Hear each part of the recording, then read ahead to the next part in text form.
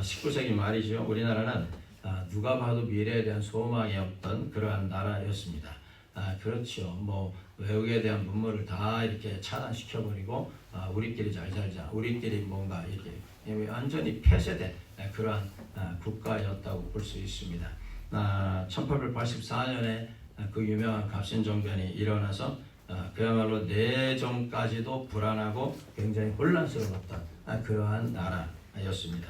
그래서 당시의 국제사회는 조선을 가리켜서 어떻게 불렀냐면은 소망 없는 은둔의 땅. 그러니까 소망이 없어요. 소망이 없는데 소망이 없는 것뿐만 아니라 은둔의 땅. 완전히 은둔자예요. 세계에 알려지지 않는 그러한 나라. 소망 없는 은둔의 땅. 이렇게 보았다는 겁니다. 그러니까 얼마나 참 우리나라가 빛이 없는 나라, 그리고 전혀 누가 봐도 살아날 가능성이 없는 나라로 바뀌었습니까? 그렇지만요, 이걸 역으로 생각하면은 그러한 황무지이기 때문에 더욱 복음이 증거돼야 한다는 겁니다. 이렇게 생각한 사람이 누구냐? 바로 언더우드와 아펜젤러 선교사님이에요. 장동규 선교사님으로 언더우드, 감리교 선교사님으로 아펜젤러가 그렇게 소망이 없으니까 복음의 빛이 더 필요하다라고 판단을 한 겁니다. 소망이 있다면은 복음이 필요 없을지도 모르겠지만 그렇게 소망이 없는 은둔의 땅이니까 오히려 복음의 빛이 필요하다는 거예요. 이렇게 결심하고 언더우드 선교사님과 아펜젤러 선교사님이 1885년 갑신정변이 일어난 지 1년 후에 1885년도 4월 5일 참 미안하죠. 이번 달에, 그러니까 이번 부활절도 4월 5일이에요. 근데 1885년 4월 5일 부활절 아침에 그 거센 풍랑을 헤치고 한 척의 배가 인천 제물포항에 도착을 하게 됩니다. 이거는 단순한 입항이 아니었습니다. 바로 이 나라에 처음으로 복음이 들어오는 감격스러운 순간이었다는 거예요. 물론 그 전에 1866년에 토마스 목사님이 오셔서 순교의 피를 평양에 뿌렸지만은 복음이 완전하게 이제 선포된 것은, 복음을 들고 선교사로 온 것은 언더우드 아펜젤러 선교사일 거예요. 그래서 이분들이 제물방에 도착한 것은 복음이 이 땅에 도착한 것과 같습니다. 그러니까 단순하게 배 한 척이 입항한 것이 아니에요.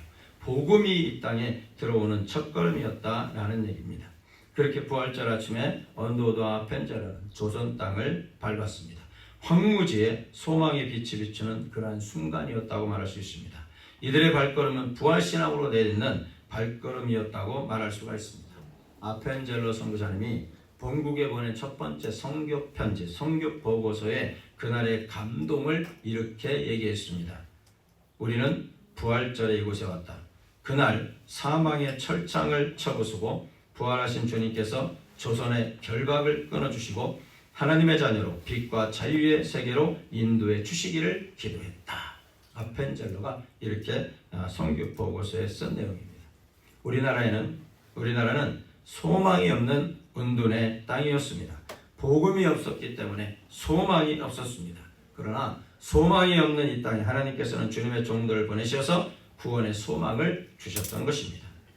사람은요, 이 소망에 있어서도, 구원에 있어서도요, 소망이 없었습니다. 구원에 있어서도 저나 여러분들이나 소망이 없었다는 것을 아셔야 됩니다. 아무런 능력도 없었습니다. 무엇을 할 수 있는 여지가 도대체가 없었습니다. 죄와 사망 가운데 죽을 수밖에 없었다는 것이죠.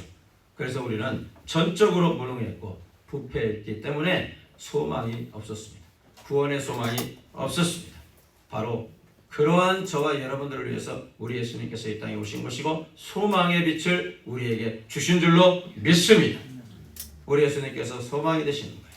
소망을 주시려고 종료질 오늘 시작으로 해서 고난의 십자가를 향해서 예수님께서 걸어가시는 겁니다. 그리고서 예수님께서 십자가에 죽으시고 우리에게 구원의 소망을 주셨던 것입니다. 그래서 오늘 말씀을 통하여서 우리의 상태 그리고 우리가 얼마나 부패한지 그리고 얼마나 절망적인 상황이 있는지 이런 거에 대해서 우리가 살펴보면서 구원의 은혜를 감사하면서 부활신앙으로 다시 한번 내딛는 우리의 삶이 되시기를 예수님의 이름으로 축복합니다. 먼저 볼 것은 다 죄 아래 있다는 게 다 죄 아래. 모두가 죄 아래 있습니다. 오늘 본문 9절로 10절 우리 같이 한번 읽어볼까요? 시작. 그러면 어떠하냐? 우리는 나오냐 결코 아니라 유대인이나 헬라인이나 다 죄 아래 있다고 우리가 이미 선언하였느니라. 기록된 바 이는 없나니 하나도 없으며 깨닫는 자도 없고 하나도 없으며 다 죄 아래 있다. 다 죄 아래. 다 죄인이란 얘기예요. 의인이 없나니 하나도 없다는 거예요. 모든 인간은 죽을 수밖에 없다는 것입니다. 육신적인 죽음을 의미하는 것이 아닙니다. 영적 죽음을 의미하는 거예요. 영적 죽음을. 구원에 있어서 아무 소망이 없는 상태. 이게 바로 영적 죽음이에요. 하나님과 관계없는 삶, 하나님과 관계없는 영혼, 하나님과 떨어져 있는 사람. 아무런 소망이 없어요. 그래서 11절, 12절에 보시면은 깨닫는 자도 없고 하나님을 찾는 자도 없고 다 치우쳐 함께 무익히 하게 되고 선을 행하는 자는 없나니 하나도 없도다 말하고 있어요. 구원에 있어서 인간의 무능을 말하고 있는 겁니다. 모든 인간이 하나님을 찾는 것을 다 거절해 버렸어요. 집어치웠다는 거예요. 하나님을 아는 거 다 집어치워버려라. 몰라낸다 이 말이에요. 몰라낸다. 다 집어치워버렸다. 하나님을 알만한 하나님의 지문을 이 땅에 하나님께서 남겨주셨고 하나님의 말씀을 주셨고 말씀을 전하는 주의 종들을 보내주셨는데 인간은 얼마나 무능한지 얼마나 무능한지 깨닫지도 못하고 찾지도 않는다는 그런 말씀이에요. 이 말씀을 주의 있게 보면은 인간이 능동적으로 하나님을 찾지 않는다는 겁니다. 뭔가 선한 일을 하지 않는다는 뉘앙스가 있는 것처럼 보여요. 이것이 인간의 전적 타락이기 때문에 전적으로 타락했다는 거예요. 아무것도 할 수가 없다는 거예요. 아무것도. 자기 스스로는 하나님을 찾을 수가 없다는 말씀입니다. 전적 타락, 전적 무능. 다 죄하였기 때문에 소망이 없다는 거예요. 소망이 없었던 우리 인간들. 하나님을 하나님을 모시지 못하고 사니까 전적으로 부패한 삶을 살게 되는 겁니다. 인간이 다 죄 안에 있어서 선을 행할 능력도 없고 하나님을 찾을 능력도 없고 다 능력이 없는 거예요. 무능력하다는 거예요. 그래서 나타난 현상이 뭐예요? 13절에서 18절에 쭉 보시면은 엄청난 이 죄악들이 등장하는 거예요. 13절에서 18절 말씀 보세요. 목구멍은 열린 무덤이다. 그 혀로는 속임을 일삼는다. 그 입술에는 독사의 여독이 있다. 그 입에는 저주와 악독이 가득하다. 그 말은 피 흘리는데 빠르다. 파멸과 고생이 그 길에 있고 평강이를 하지 못한다. 그들의 눈앞에 하나님을 두려움도 없다. 다 없다는 이게 뭡니까? 완전한 부패.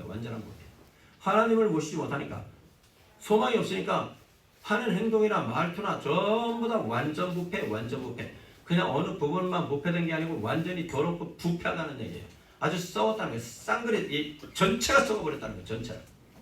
어느 한 부분이 썩으면 그거 도려내고서 어떻게 좀 해보겠는데 인간은 완전히 썩었다는 거예요. 완전히 부패했다는 거예요. 다 죄에 있어가지고서 완전히 부패한 상태. 여러분 이러한 인간에게 소망의 소식이 들려오게 된 겁니다. 소망의 소식이. 이런 상태의 인간에게 무슨 소망이 있는가? 우리에게는 절망뿐이었습니다. 정적인 부패 인간은 소망이 없었어요. 그러기에 이제 외부에서 누군가의 도움이 필요한 겁니다. 우리 인간이 스스로 어떻게 할 수 없으니까 외부에서 도움이 들어와야 돼요. 우리 힘으로는 도저히 구원의 소망이 없는 이 상태에서 헤어나올 수가 없기 때문에 외부에서 어떤 힘이 작용을 해야 한다라는 얘기입니다. 이 소망 없는 인간에게 새로운 소망의 소식이 전해졌다는 얘기예요. 여러분 로마서 1장 17절 같이 읽습니다. 앞에 있습니다. 시작. 복음에는 하나님의 의가 나타나서 믿음에 이르게 하나니 기록된 바 오직 이는 믿음으로 말미암아 살리람과 같으니라. 긍휼이 많으신 하나님께서 우리를 불쌍히 여기셔서 구원의 길을 제시하셨다는 겁니다. 구원의 소망이 없던 우리에게 구원의 소망을 주셨다는 거예요. 예수님이 십자가에서 죽으심으로 내 죄가 다 없어졌다, 용서받았다, 이 놀라운 소식을 믿기만 하면 된다는 것입니다. 그렇습니다. 우리의 구원의 소망은 예수님 뿐이십니다. 이 구원의 소식을 우리 하나님께서 우리에게 주셨던 겁니다. 예수를 믿음으로 구원을 받습니다. 소망이 없던 우리에게 새로운 구원의 빛을 주셨다는 겁니다. 그러니 예수님이 나의 죄를 대신해서 십자가에 죽으시고 부활하심을 믿으시기를 예수님의 이름으로 축원합니다. 부활의 소망을 우리에게 안겨주신 그 주님을 우리가 믿으셔야 된다는 거예요. 그 주님을 믿으셔야 우리가 소망이 생기는 거예요. 주님이 우리 하나님께서 예수 그리스도를 우리에게 주셨고 그 예수를 믿기만 하면 된다고 하셨는데 이 예수를 믿지 못하면 우리에게 구원의 소망이 또 없는 거예요. 계속 어둠의 상태에 있는 거예요. 구원의 소망은 예수 그리스도를 나의 구주로 영접하는 것에부터 소망이 이루어지는 역사가, 소망이 생기는 역사가 일어나게 되는 것입니다. 이렇게 구원의 소망을 우리 예수님께서 오심으로 우리에게 주셨다는 거예요. 그러니까 저는 여러분들은 이제 구원의 소망을 갖게 되는 거예요. 소망 없는 인간이 아니고 구원의 소망을 갖게 된 거예요. 소망 있는 인간이 되는 거예요. 그러므로 이제 우리는 부활신앙으로 내딛는 발걸음이 되셔야 됩니다. 부활신앙으로 살아가시는 여러분의 삶이 되셔야 된다는 것입니다. 그럼 무엇이 부활신앙으로 내딛는 발걸음인가? 그 첫째로 보시면은요, 구원의 은혜에 감격하며 사는 겁니다. 부활신앙을 가진 사람은요, 구원의 은혜에 감격하며 살아간다는 거예요. 감격이에요, 감격. 그래서 날마다 감동하고 감격한다는 거예요. 여러분, 사랑하는 남녀에게 서로에게 묻습니다. 남편이 뭐가 그렇게 좋아요? 아내에게 아내가 그렇게 뭐가 그렇게 좋아요? 그러면요, 구체적 사항으로 들어가 가지고서 요런 점이 좋아요 말하면은요, 그 사람은 오래 못 갑니다. 왜 그러냐면은 그 구체적 사항이 사라지면은 사랑도 식어질 거 아니에요. 날마다 좋습니까? 우리 남편은요, 잘생겼기 때문에 나는 좋습니다. 그러면 항상 잘생겼나요? 나이 들면 이제 쭈글쭈글 막 되게 쭈글쭈글 해지잖아요. 그러지 않나요? 나이가 70 넘어도 60 넘어고 70 넘어도 아직도 팽팽하십니까? 우리 권사님들이야 팽팽하시지. 근데 60 넘어서 팽팽한가요? 아니요, 안 팽팽해요. 팽팽할 수가 없어요. 저 어느 순간에 뭐 얼굴은 약간 괜찮은데 목에 주름이 많네 어쩌고 저쩌고, 저 뒤에 앉은 사람이 맨날 그러더라고요. 제 아내 목에 주름이 많대요. 못 속인다는 얘기, 못 속인다는 얘기. 제 아내가 제 외모 보고 시집 온 거 아니에요, 그죠? 제 잘생긴 얼굴 보고 시집 온 거 아니에요? 동의 안 합니까? 잘생긴 얼굴 보고 시집 왔는데 이제는 60 다 오니까 이게 안 된단 말이에요. 주름이 생기고 얼굴에 목에 주름이 생긴다. 아무리 감추고 싶어도. 그래서 제가 넥타이를 자주 매잖아요. 안 보이려고. 이렇게 맞다고 그러잖아요, 예리도. 바로 응답이 떨어지잖아요. 응답 나오잖아요. 이렇게 뭔가 구체적으로 들어가서 뭐가 좋습니다라면은 그거 사라지면은요, 오래 못 가요. 근데 좀 막연한 얘기를 할지라도 남편이 뭐가 좋아요? 아내가 뭐가 좋아요? 남자친구가 뭐가 좋아요? 여자친구가 뭐가 좋아요? 그냥 좋아요. 여러분, 이게 막연하게 들릴지 몰라도 이게 정답이에요. 그냥 좋아요. 그냥 좋은 거예요. 뭐 설명할 수가 없는 거예요. 그냥 좋으면 그건 진짜 사랑이에요. 그거는 이 세월이 변해도 시간이 가도요, 변치 않습니다. 그냥 좋은데 어떻게 할 거예요? 그냥 좋은 거. 구체적으로 어디가 좋은 게 아니에요. 그냥 좋은 거, 그냥 좋은 거. 무조건이란 말이에요. 무조건. 하나님의 사랑도요, 여러분 무조건입니다. 부모님의 자녀 사랑을 그 예로 들면 우리가 쉽게 할 수 있지 않습니까? 자녀에 대한 사랑이 조건부입니까? 아니잖아요. 부모님이 자녀를 사랑하는 건 무조건이잖아요. 그 자녀가 나에게 어떻게 해주든 간에 나중에 나를 배신하든가 말건 어쨌든지 간에 자녀는 무조건 사랑하는 게 부모의 마음 아닙니까? 일반적인 마음이에요. 우리 하나님의 사랑도 마찬가지예요. 우리 하나님의 사랑도요, 얼마나 우리를 보고 뭔가 우리가 하나님 앞에 뭘 해드려서, 하나님 앞에 뭘 우리가 공로가 있어서 우리를 사랑하신 게 아니에요. 로마서 4장 5절을 봅니다. 우리 같이 읽습니다. 시작. 이를 아니할지라도 경건하지 아니한 자를 의롭다 하시는 이를 믿는 자에게는 그의 믿음을 의로 여기시는, 의를 안 했다는 얘기, 아무런 공로도 아무런 행위도 우리 하나님 앞에 보여드리지 않았다는 얘기예요. 전적으로 무능해서 하나님을 찾지도 않고 전적으로 부패해서 죄인의 상태인 우리를 긍휼히 여기시고 구원해 주신 것이다, 이 말씀입니다. 그러니 하나님의 사랑이 무조건적이잖아요. 그러니 우리는 구원을 베푸신 하나님의 사랑과 은혜에 그저 감사하면서 감격하면서 사는 것이 마땅한 거 아닙니까? 여러분, 이것이 바로 부활신앙으로 살아가는 겁니다. 나에게 그냥 무조건적으로 우리를 사랑하시고 무조건적으로 우리를 선택하시고 무조건적으로 우리를 구원해 주신 하나님, 날마다 감격하며 살아가도 모자란 인생 아닙니까? 이게 부활신앙이에요. 이게 부활신앙으로 살아가는, 부활신앙으로 내딛는 발걸음이라고 말을 할 수가 있는 겁니다. 이런 부활신앙으로 살아가지 않는 사람들은 매사에 그냥 불만, 불평이 그냥 그렇게 많아요. 원망도 많고. 왜냐하면 구원의 감격이 안에서 올라오질 않으니까. 구원의 감격이 올라오면은 매사가 그냥 감사한 거예요. 매사가. 그래서 데살로니가전서 5장에서도 우리에게 말씀해 주시는 게 범사에 감사하라. 범사에 감사할 수 있다니까요. 우리 마음속에 뭐가 있으면 구원의 감격이 있으면. 구원의 감격이 없으니까 감사가 별 안 나오는 거예요. 부활신앙으로 내딛는 발걸음은 감격의 발걸음이 되는 겁니다. 부활신앙으로 내딛는 발걸음은 두 번째 뭐냐? 사명을 감당하며 사는 겁니다. 십자가 구원의 길을 주시고 일평생 우리와 함께 하신다는 약속을 주셨으니 그러므로 우리는 이제 순종하면서 살아야 됩니다. 로마서 저자 바울 사도의 삶을 보면은요, 철저한 순종, 복종의 삶이었다는 것을 알 수 있어요. 철저한 순종, 뭐의 순종? 사명의 순종합니다. 철저히 사명에 순종합니다. 사도행전 9장 15절 볼까요? 우리 같이 한번 사도행전 9장 15절 같이 읽습니다. 시작. 주께서 이르시되 가라, 이 사람은 내 이름을 이방인과 임금들과 이스라엘 자손에게 전하기 위하여 택한 나의 그릇이라. 이 말씀은 바울 사도가 일생 감당해야 하는 사명을 받았다고 볼 수 있는 내용입니다. 그리고 이 사명에 바울 사도는 온전히 순종하며 살았다는 얘기예요. 오직 복음 전하는 삶으로 완전히 바뀌어버렸어요. 그러니까 사명에 충성하는 삶을 살았다라는 얘기예요.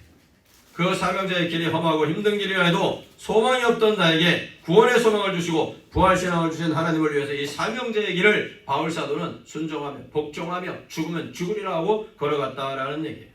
우리에게 주신 막중한 사명을 가볍게 생각하지 말고 나에게 주신 사명의 십자가 잘 지고 가는 것이 여러분 부활신앙으로 살아가는 것임을 믿습니다. 사회생활에서 우리에게 주신 사명이 있습니다. 하나님께서 사회생활을 통하여 나에게 주신 사명은 그 사명을 통하여 하나님의 영광을 주변에 퍼뜨리라고, 하나님의 나라를 확장시키라고 여러분 사회에서 어떤 포지션을 주시고 사회생활을 하게 하시는 거예요. 사회생활을 먹고 살기 위해서, 가정을 챙기기 위해서, 그 일을 위해서 여러분들께서 사회생활을 하시는 게 아니에요. 우리에게 사회생활을 하게 하시는 거, 회사에 다니게 하시는 거, 사업을 하게 하시는 이유가 뭐냐? 돈 많이 버는 게 사명이 아니고 돈 많이 벌어서 하나님의 영광을 드러내는 사명을 감당하라고 여러분에게 사회에서 직업도 주시고 일자리도 주시고 그러는 거예요. 가정을 왜 만드셨겠습니까? 가정을 통해서 하나님의 나라를 점점 확장시켜 나가라고. 여러분의 가정이 하나님의 나라가 되고 여러분의 가정을 통해서 주변 사람들이 하나님의 나라를 경험하게 하기 위해서 여러분에게 가정을 꾸리게 하셨다라는 얘기예요. 이게 바로 우리의 사명이에요. 교회에서 나에게 직분을 왜 주셨겠습니까? 충실하게 교회 직분 잘 감당하라고. 주변에 나가서 복음 전해서 교회를 확장시키라고 우리에게 사명의 십자가를 주신 거예요.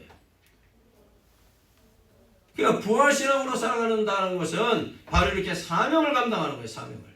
나에게 주신 사명을 감당하는 것이 부활신앙으로 내딛는 발걸음의 삶이라고 말할 수 있는 것입니다. 근데 사명을 제대로 말지도 못해. 하나님이 주신 사명에 순종하고 복종하는 바울사도처럼 살아야 되는데 하나님이 주신 사명에 복종도 안 하고 순종도 안 합니다. 왜 신앙생활 하시는지 그냥 주일날 나와서 예배 한번 드리고 모든 것이 그냥 끝 이렇게 생각 아닙니다. 우리는 사명자로 하나님께서 우리를 이 땅에 버리셨단 말이에요. 그러니까 우리가 이 땅을 떠나는 그 순간까지 우리는 사명자로 사셔야 됩니다. 사회를 통해서 가정을 통해서 교회를 통해서 하나님의 나라를 누룩처럼 확장시켜 나가라고 우리에게 사명을 주신 겁니다.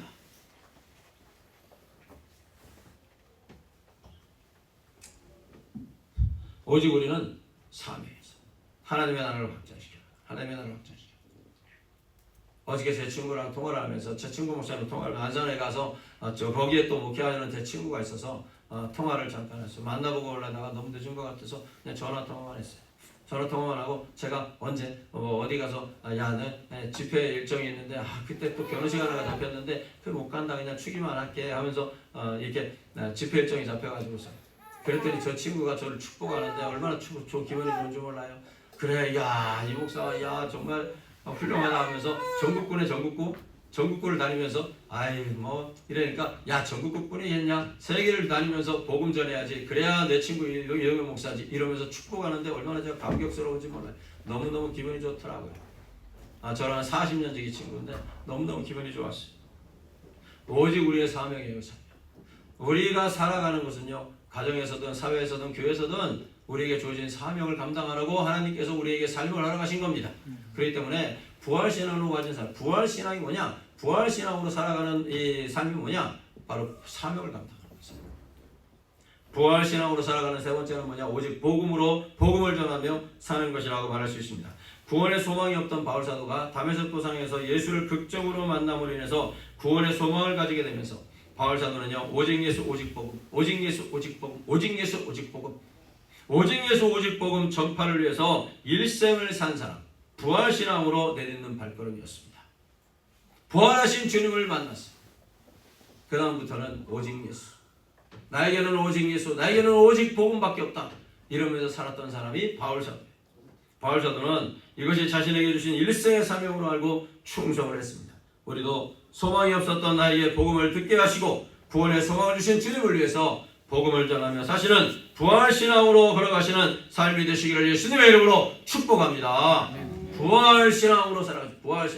부활신앙으로 살아가는 자는 복음을 자동적으로 전하게 되어 있어요. 자동적으로.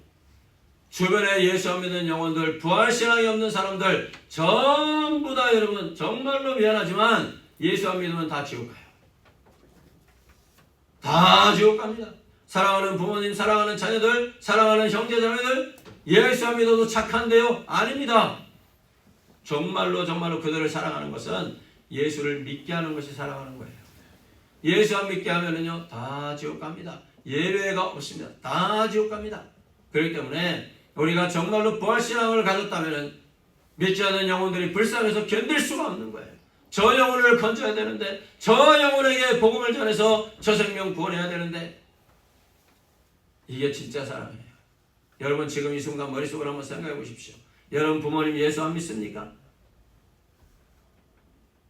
여러분의 자녀들 예수 안 믿습니까?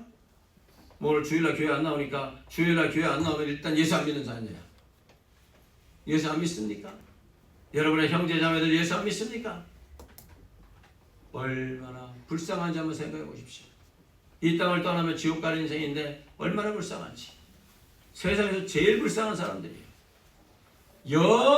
영원한 지옥에서 영원토록 살게 되니까 얼마나 불쌍한 인생입니까? 건져야 될 거 아닙니까? 건져야 될 거 아니에요. 그 생명을 건져야 될 거 아니에요. 그 생명 건지지 못하면 불쌍한 인생 건져야 될 거 아닙니까? 바울 사도는 부활신앙으로 살아갔어요. 오직 예수 오직 복음만 전하며 일생을 살았어요. 저나 우리 성도님들도 오직 예수 오직 복음만 전하며 일생을 사는 성도들이 되시기를 예수님의 이름으로 축복합니다. 사도행 20장 24절을 한번 볼까요? 우리 쭉 한번 읽어보도록 하겠습니다. 한 3절 정도를 같이 읽을게요. 사도행전 20장 24절 같이 읽습니다. 시작. 나의 달려갈 길과 주 예수께 받은 사명 곧 하나님의 은혜의 복음을 증언하는 일을 마치려면 나의 생명조차 조금 더 귀한 것으로 여기지 아니야. 로마서 1장 14절입니다. 같이 읽습니다. 시작. 헬라인이나 야만인이나 지혜 있는 자나 어리석은 자에게 다 내가 빚진 자라. 그러므로 나는 할 수 있는 대로 로마에 있는 너에게도 복음 전하기를 원하노라. 바울 사도의 고백이에요. 바울 사도. 일생 동안 나는 주의 사명을 위해서, 복음 전파의 사명을 위해서 내 평생을 살겠다. 여러분 우리 믿음의 선진들, 신앙의 선배들 얼마나 복음 전파에 애를 쓰고 힘을 썼는지 몰라요.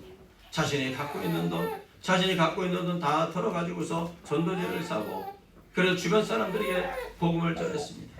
얼마나 시급한 일이었습니다. 우리 신앙의 선배들이 그랬다니까요. 목사들이 그런 게 아니고 평신도들, 여러분과 같은 성도님들이 나가서 복음을 전하며 살았습니다. 오직 예수 오직 복음 아니면 안 되니까 다 지옥 가니까 자기 돈으로 성경책을 사서 막 전달합니다. 얼마나 복음 전파에 썼는지 몰라요. 예수님께서도 그러셨어요. 요한복음 12장 24절입니다. 우리 같이 한번 읽어봅니다. 시작. 내가 진실로 너희에게 이르노니 한 알의 밀이 땅에 떨어져 죽지 아니하면 하늘 그대로 있고 죽으면 많은 열매를 맺느니라. 할렐루야. 많은 생명을 얻기 위해서 자신을 철저히 부수고 내가 가지고 있는 모든 것을 다 동원해서 복음을 전해야 된다라는 얘기입니다. 청일전쟁이 있었죠. 1894년에서 1895년 사이에 있었던 청일전쟁. 조선과 이 청나라 간에 조선과 청나라 만주 산둥성 일대에서 벌어진 청나라와 일본 제국의 전쟁이었죠. 이후에 태평양 일대 콜레라가 발생을 해 많은 사람들이 죽었어요. 선교사로 이때 부름을 받은 윌리엄 홀이라는 박사는 기도 중에 너는 조선으로 가라, 조선으로 가라 이 음성을 들었다고 합니다. 그리고 태평양을 건너서 조선 땅으로 왔다고 합니다. 윌리엄 홀 박사는 콜레라로 죽어가는 조선 사람들을 치료하다가 결국에는 과로로 인한 심장마비로 세상을 떠나게 되었어요. 그의 아내 로제타 홀은 남편의 뒤를 이어서 조선인을 섬기기 시작했어요. 그리고 오늘날의 고려대 의대의 전신인 경성여자의학전문학교를 세우게 된 것입니다. 거기서 공부한 사람 한국 최초의 여의사 박에스더 여의사죠. 한국 최초의 여의사. 윌리엄 홀 박사의 아들 쇼우드 홀은 아버지의 뒤를 이어서 해주에 결핵유양소를 세웠고 그 유명한 지금은 많이 안 하지만 크리스마스 시를 만들어 결핵 퇴치에 진력했습니다. 온 가족이 조선의 복음화를 위해서 힘썼죠. 서울 한강변 양화진 언덕에 외국인 선교사 묘지에 바로 이 홀 박사 일가의 무덤이 있는데 그 묘비명이 정말 우리를 숙연하게 합니다. 그 묘비명에 이렇게 써 있습니다. 로마서 14장 8절의 말씀이 써져 있어요. 우리 같이 한번 읽어보겠습니다. 시작. 우리가 살아도 주를 위하여 살고 죽어도 주를 위하여 죽나니 그러므로 사나 죽으나 우리가 주의 것이로다. 소망이 없었던 우리를 위해 십자가에서 죽으사 구원의 소망을 주신 하나님을 위해서 이제는 우리는 삶 속에서 감격 속에 사시고 우리의 사명에 충성하고 또 복음 전파에 힘쓰는 이것이 바로 부활 신앙으로 내딛는 삶이라는 걸 기억하고 날마다 부활 신앙으로 한 걸음 한 걸음 살아가시는 우리 성도님들이 되시기를 예수님의 이름으로 축복합니다.